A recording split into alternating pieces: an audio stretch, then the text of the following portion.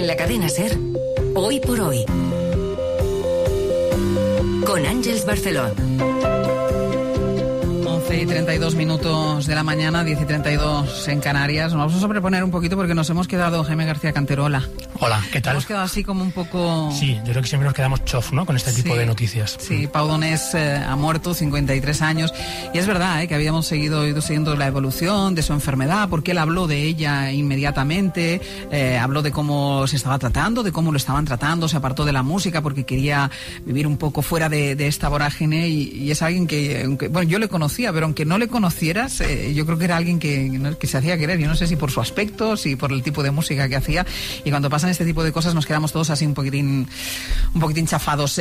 Vamos a continuar a partir de las 12. Vamos a recordarle, vamos a dedicar los últimos programas de este Hoy por Hoy a recordar a Pau Donés. Me voy a ir un momentín a las redes porque todo lo que pasa también pasa en las redes, o tal vez hay cosas que solo pasan en las redes, que eso a veces es esa burbuja, ese mundo paralelo que te crees que todo, hoy tal, no, es que eso solo pasa en las redes. Bueno, las relaciones entre Facebook, Twitter, WhatsApp, Snap y la veracidad se ha visto sacudida en las últimas semanas y eso que nunca ha sido fácil.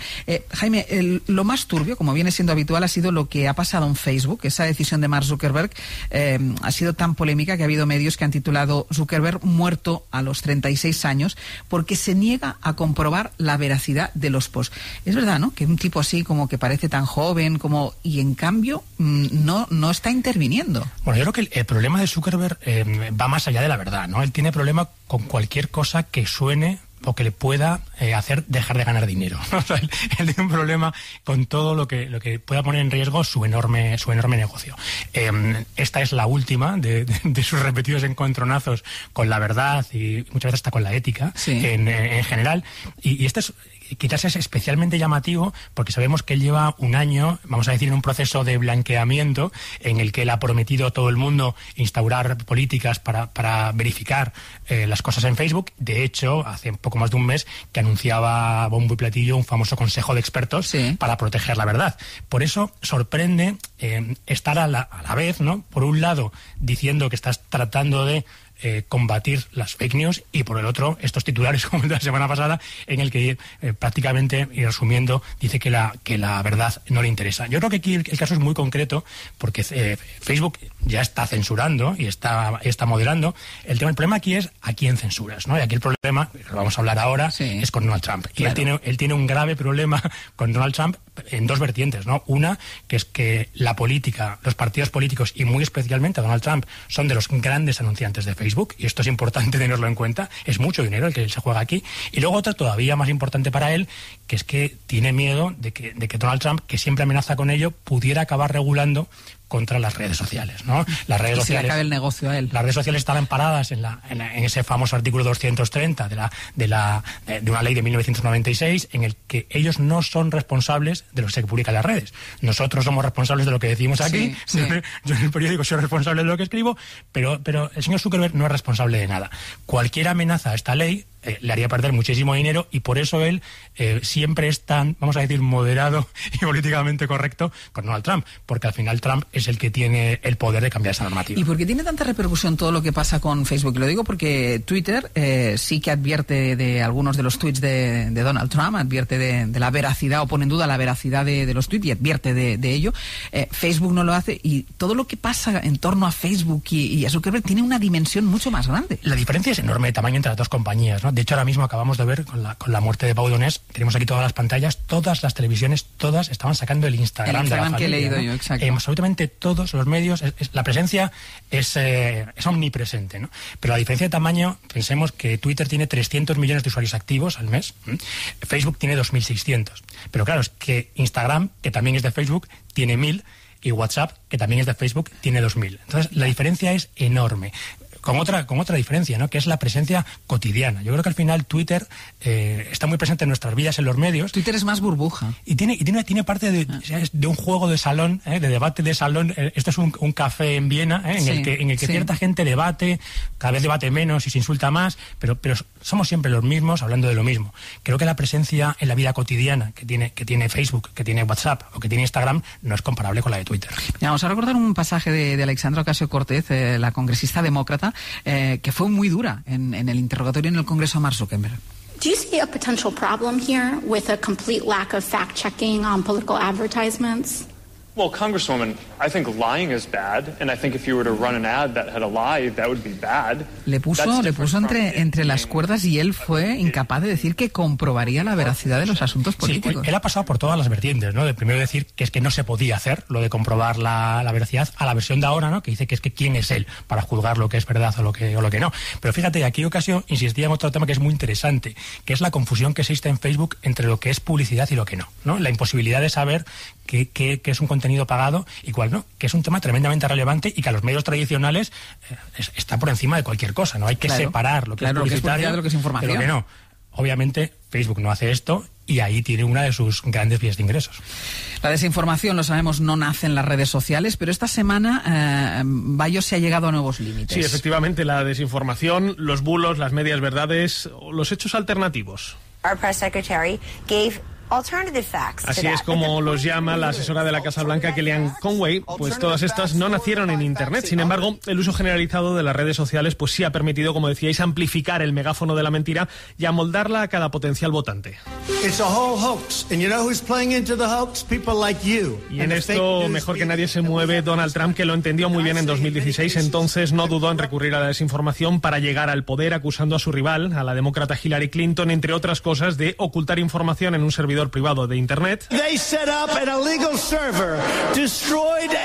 y de destruir pruebas, hasta 30.000 emails confidenciales, un asunto que sigue agitando 4 años después sin aportar pruebas en mítines y en todas las redes sociales y sobre el que no ha tomado ninguna medida siendo presidente. Trump tiene hoy casi 82 millones de seguidores en Twitter, su red favorita. 82 millones. Ahí publica una media de 28 mensajes diarios a lo largo del último año, en 2019. El Washington Post calcula que si el presidente ha dedicado 1 minuto a escribir cada tuit o a retuitear cada mensaje 1 segundo, ha invertido en lo que va de mandato casi 10 días completos en Twitter.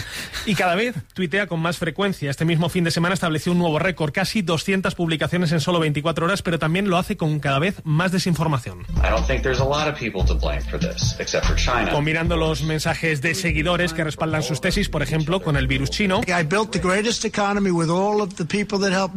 mensajes autocomplacientes sobre la recuperación económica que vendrá, o con insultos a sus rivales, los que osan llevarle la contraria. Trump desatado. ¿Qué sigue para un presidente que se siente invencible?, se preguntaba hace unas semanas el corresponsal del Guardian.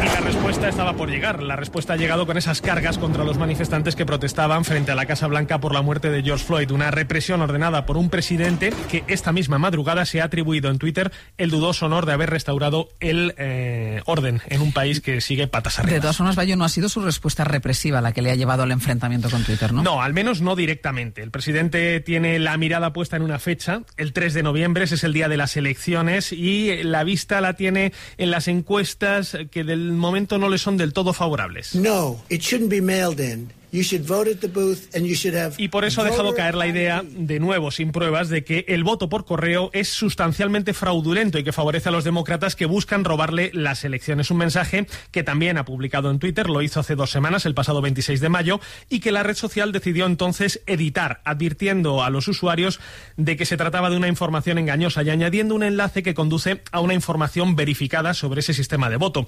La cosa no se detuvo ahí porque 3 días después, los disturbios raciales en Minneapolis, Trump tuiteó otro mensaje incendiario. An extraordinary line: when the looting starts, the shooting starts. When the looting starts, the shooting starts. Cuando empieza el saqueo, comienza el tiroteo. Una frase que se hizo famosa en los años 60 por los segregacionistas de Alabama, con la que el presidente buscaba dar una imagen casi de sheriff de Estados Unidos. Un mensaje que Twitter etiquetó como una infracción de sus normas de uso por ensalzar la violencia, pero que se mantiene visible a día de hoy debido a que se supone que es de interés público. Igual ha sido la reacción de Trump ante la censura, y pongo entre comillas lo de la censura en las redes sociales. Pues ya te puedes imaginar que no ha sido muy buena. Trump acusa a Twitter de suprimir, editar, marginar, ocultar, prohibir contenidos, es decir, de tomar decisiones editoriales como si fuera un medio de comunicación, y como tal quiere tratar a la red social a partir de ahora. Por eso, el pasado 28 de mayo anunciaba desde el despacho Oval una orden presidencial que de facto busca retirar esa protección judicial a Twitter, a Facebook y al resto de plataformas tecnológicas frente a lo que los usuarios publican en ellas. Una medida que difícilmente va a pasar el umbral del Congreso, pero que de nuevo deja un mensaje claro a los electores conservadores, el de que Trump no está dispuesto a que nadie le dicte lo que puede o no decir. Eso sí, cuando los periodistas le preguntaron por qué no deja las redes sociales y se siente tan censurado, dice que nada le gustaría más que dejar su cuenta de Twitter, pero que qué le va a hacer, que él suma 186 millones de fans entre Twitter, Instagram y Facebook y que a esos seguidores se debe, es decir, que les tiene que desmentir a diario las fake news que publican sobre él los diarios como el New York Times o el Washington Post. Es, Jaime, una especie de tormenta perfecta, ¿no? O de círculo virtuoso. Las redes crean polarización, porque es verdad que hay mucho de eso en las redes. Surgen líderes extremistas que necesitan esa polarización. No sabes qué es lo primero, si el huevo o la gallina. Sí, Trump que se debe a su público y por eso no se va. Y además, que es muy interesante, culpa de todos los medios, ¿no? Dice que él está en Twitter simplemente porque los medios somos perversos y no le dejamos decir lo que él quiere. Pero claramente esto que vemos en Estados Unidos está ocurriendo aquí de manera similar, y aquí tenemos nuestros pequeños Trump que intentan jugar a cosas parecidas, ¿no? Ahora hablaremos de nuestros pequeños Trump porque por otro lado aparecen boicots que la verdad tienen algo de infantil, ¿no? Que parecen como si fuera una broma, un alivio cómico de una serie dramática. Todos sabemos quién es Santiago Abascal. Pues imagínenlo, si es que no lo han visto ya, con un filtro de purpurina y este fondo musical. A ver.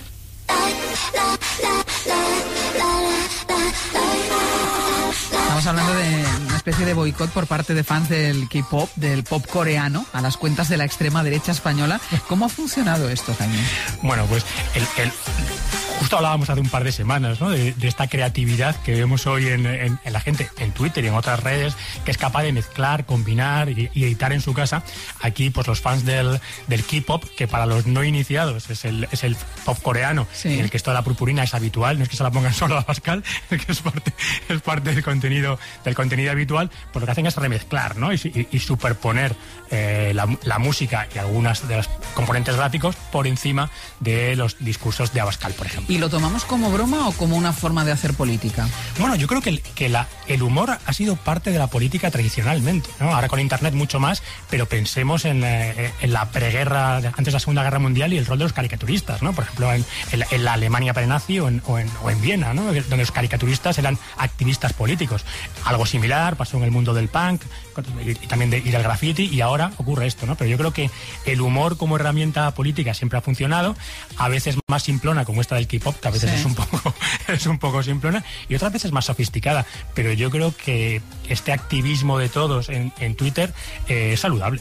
Y luego leíamos un titular también esta semana, detrás del cual necesitamos una explicación, que decía esto: Twitter en España se ha vuelto más de derechas. ¿Twitter era de izquierdas? Pues yo creo que claramente no. Además, siempre tenemos este debate, ¿no? de que Internet fue de izquierdas, que es algo que yo creo que nunca fue cierto. De hecho, investigando un poco, la semana pasada encontraba en la biblioteca del periódico del país, que es el mío, encontraba un artículo de Juan Cueto del año 2006, o sea, no de ahora, que se titulaba Ciberfachas. Me pareció maravilloso el título, y él hablaba cómo en la primera época de Zapatero empiezan a surgir un montón de medios online donde va cayendo gente que va saliendo de la radio y de otros periódicos por ser demasiado extremista, se van yendo a la radio, se van yendo a Internet, sí. Acordaos, ¿no? Todos se ponen apellidos de lo que sea digital, ¿eh? Sí. Yo creo que a todos nos viene alguno a la cabeza, y Internet estaba lleno de gente muy de derechas. Es verdad que luego la extrema izquierda también encontró su hueco en Internet, fundamentalmente en las redes y muy particularmente en Twitter, pero lo que es obvio en este país es que, por ejemplo, la izquierda moderada está muy infrarrepresentada en las redes. Es muy difícil encontrar, vamos a decir, pensamiento socialdemócrata, por ejemplo, en la red. Yo pienso que no se trata tanto de si las redes de derechas o de izquierda, sino si los partidos de extrema derecha o de extrema izquierda o de derecha moderada o de izquierda moderada, me da igual, tienen buenos individuos que saben manejar las redes, ¿no? Y que sobre todo los mensajes, cuanto más simplistas, más fáciles de viralizar, ¿no? Y es verdad que los extremos son más capaces de tener estos mensajes simplistas.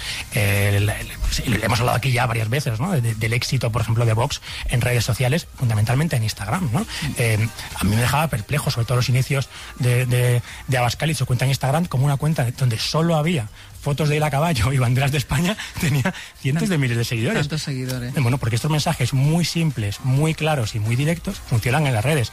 Y pensemos, los haters hacen un trabajo maravilloso a los dueños de estas cuentas, porque los haters al final también te retuitean, también te señalan. Al final se convierte en lo viraliza. Y eso aumenta tu repercusión. Y una duda, Bayo, que bueno, no sé, a lo mejor por el tono de los mensajes puedes sacar la conclusión, pero ¿el Twitter de Trump lo lleva él personalmente? Pues a veces da la impresión de que sí. Por eso por el horario en el que suele tuitear, sí. Él mismo dice que él se encarga de esa cuenta. Él tiene dos cuentas. Una que es la oficial, @POTUS, que es el presidente de los Estados Unidos, que la deja para las cosas muy, muy oficiales, pero él maneja el @RealDonaldTrump, que lo lleva desde el 2009 y que en los últimos años se ha disparado. Dicen los expertos, eso sí, que a lo largo de este año esperemos una lluvia de mensajes, porque claro, en año electoral se va a poner las botas. Pues yo sí que me lo imagino a él escribiendo los propios yo también. tweets. Es que hay mucha gente que lo describe encerrado en la Casa Blanca, trincherado en el despacho Oval, viendo la Fox y tuiteando constantemente, y a eso dedica el tiempo, es lo que dicen, no a jugar al golf. Claro, esa es otra de las labores. Hay otros políticos que me cuesta más imaginármelos llevando su propio Twitter, pero es la Donald Trump, me lo imagino perfectamente. Algún ayudante tiene que tener, pero vamos, que en general yo creo que la maneja. De hecho, el nick, ¿no? El nick, el Real Donald Trump versus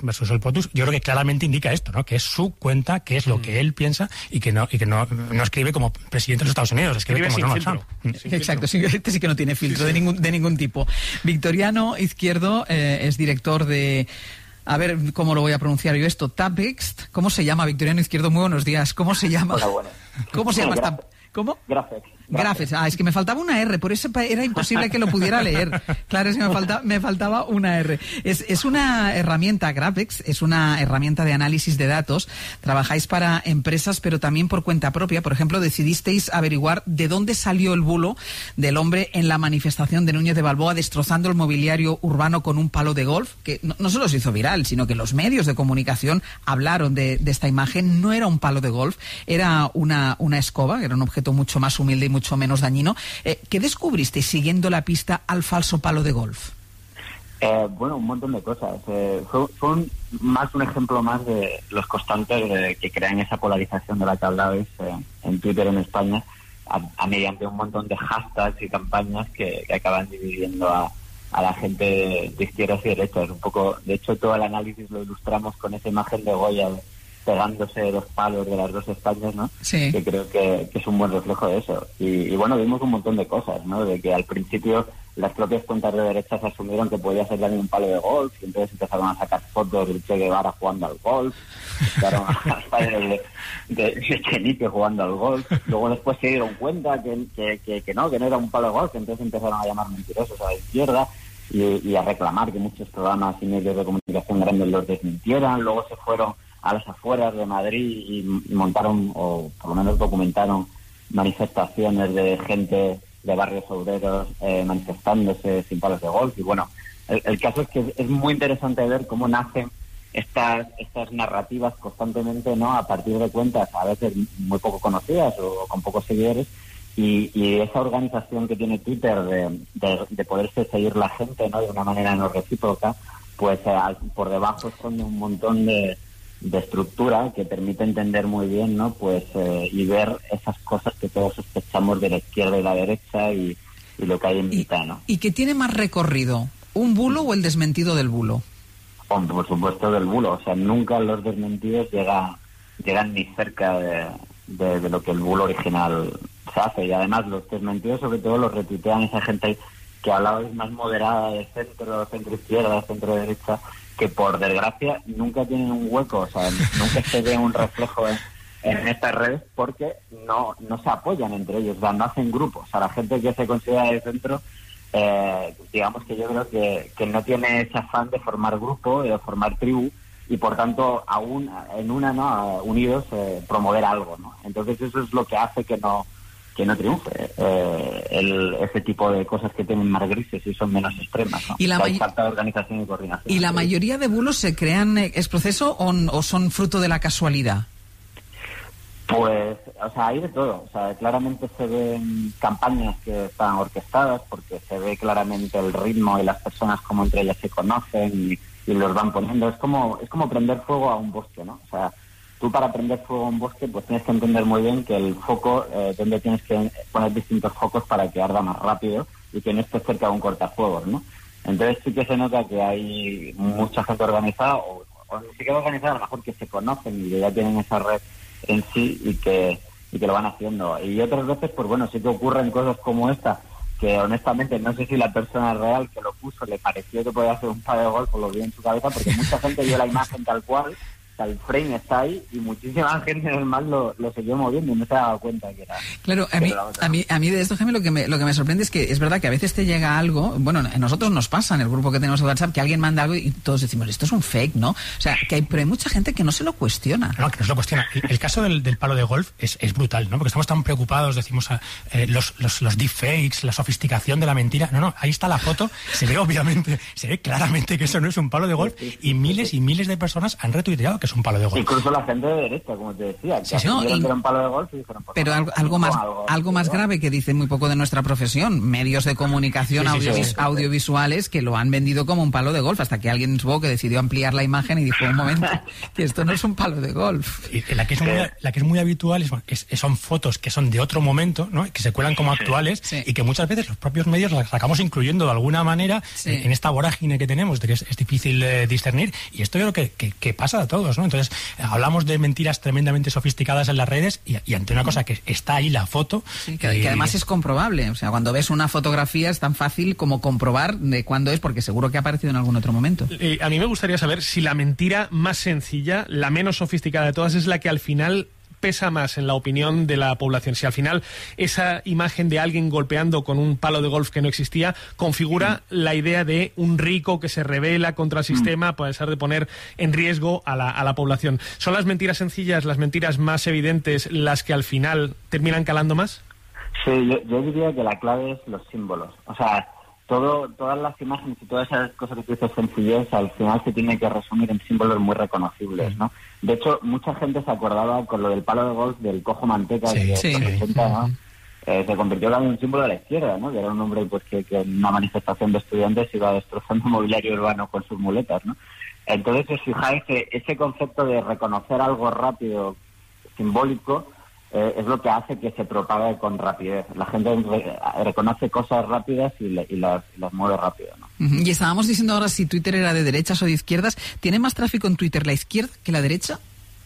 Bueno, o sea, lo que nosotros hemos visto, sacando no solo estos hashtags, sino muchos más hashtags de izquierda y derecha, que también lo hicimos por la gente del país, ya hicimos una investigación a posteriori, porque la pista que me salió a mí en este análisis que hicimos, nosotros era que el 25% de las cuentas de derechas que movieron esos mensajes se habían creado en los 2 últimos años. Y eso es bastante, o sea, comparando con las de izquierdas, que eran más próximas al 11M, al 15M, perdón, en 2011, ¿no? Entonces, ahí claramente vimos una pista de que parecía que se estaba acelerando la creación de cuentas de derecha y sobre todo de Vox, yo diría más vinculadas a Vox, ¿no? Que coincide también con el auge de Vox, si lo pensáis, ¿no? Pero sí, cuando vemos y analizamos muchas de estas cosas, sobre todo, no sé si tanto, que creo que en volumen general sí que hay más cuentas de izquierdas, pero también sobre todo lo mueven más. O sea, yo sí que creo que cuando hacemos muchos de estos análisis constantemente, que nosotros le echamos un ojo, sí que tienen más facilidad. Una clave yo creo que es que la izquierda se vale mucho del humor. O sea, si lo pensáis, fijaos que pocos humoristas de derechas hay, ¿no? Y es una cosa interesante, que casi antropológica, que yo no ya ahí nosotros paramos y tienen que entrar otra gente, sociólogos y demás, a entender por qué, pero el perfil típico que mueve más información en redes sociales, o sobre todo en Twitter, las viraliza, siempre están con notas de humor, ¿no? Y son cuentas anónimas y se basan mucho en eso. Y la derecha, sobre todo la extrema derecha, más de la gente que apoya a Vox, ha sabido copiar eso. Y yo creo que también un punto muy clave de por qué esto está ocurriendo es porque la derecha tradicional normalmente son perfiles de gente más mayor. Claro. Y estas cuentas están muy asociadas a un público mucho más joven. Y como decíais antes también, Instagram primero fue una palanca de apoyo muy grande para Vox, de atraer un público joven que el PP yo creo que no tenía, o por lo menos no se animaba a participar en redes sociales. Victoriano Izquierdo, director de Grapex, que ahora lo digo bien. Muchísimas gracias. Nada, vosotros. Bueno, pues muy interesante, como siempre. Es algo tan fácil, de todas formas, a la gente cuando es que los riders es lo que ocurren, que comprueben las cosas. Claro. Es tan fácil como esto. Yo creo que ese es el ejercicio mucho más importante de lo que haga Zuckerberg, ese ejercicio que tenemos que hacer nosotros mismos. De no creernos. Claro, voy a comprobar si esto es verdad o esto es mentira. Es tan sencillo como esto. Y si es una escoba, no es un palo de golf. Exacto, eso es así de por mucho que nos gustara. Jaime, hasta la semana que viene. Gracias. Vaya, hasta luego. Hasta ahora.